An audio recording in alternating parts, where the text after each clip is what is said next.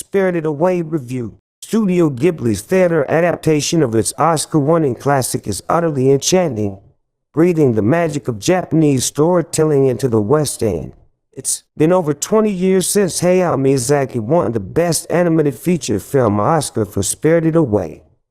The Studio Ghibli masterpiece, which is often compared to Alice in Wonderland and The Wizard of Oz, is now considered one of the greatest movies ever made. So it was only a matter of time before a stage adaptation came to fruition. London has already been blessed by the theatrical production of My Neighbor Totoro, based on another Miyazaki movie classic. And following that show's newly announced 2025 transfer to the West End, it's now Spirited Away's turn to shine in the British capital. The original cast from the sold-out Japanese world premiere is performing this limited UK run, speaking in the original production's native tongue with English captions. And having witnessed opening night as a Studio Ghibli fan, we can confirm it's an utterly enchanting experience. Just like My Neighbor Totoro, Spirited Away is both an incredibly faithful adaptation of the movie and a generous length, clocking in at 3 hours including the interval.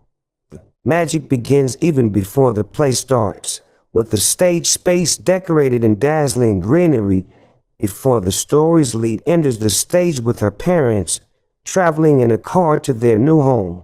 Before arriving, her father insists on a pit stop at what appears to be an abandoned theme park with food still being served. But things soon turn south as her parents are turned into pigs.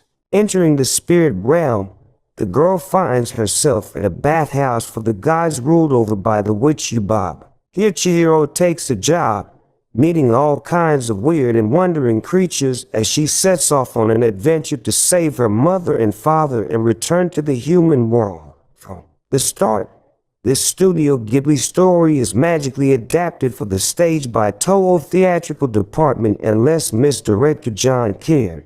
The show is full of whimsy and colorful characters, with various fantastical monsters entering the bathhouse in beautifully designed costumes. Highlights had to be the giant radish spirit sharing a lift with Chihiro and the boiler man Kameji with his long marionette spider arms.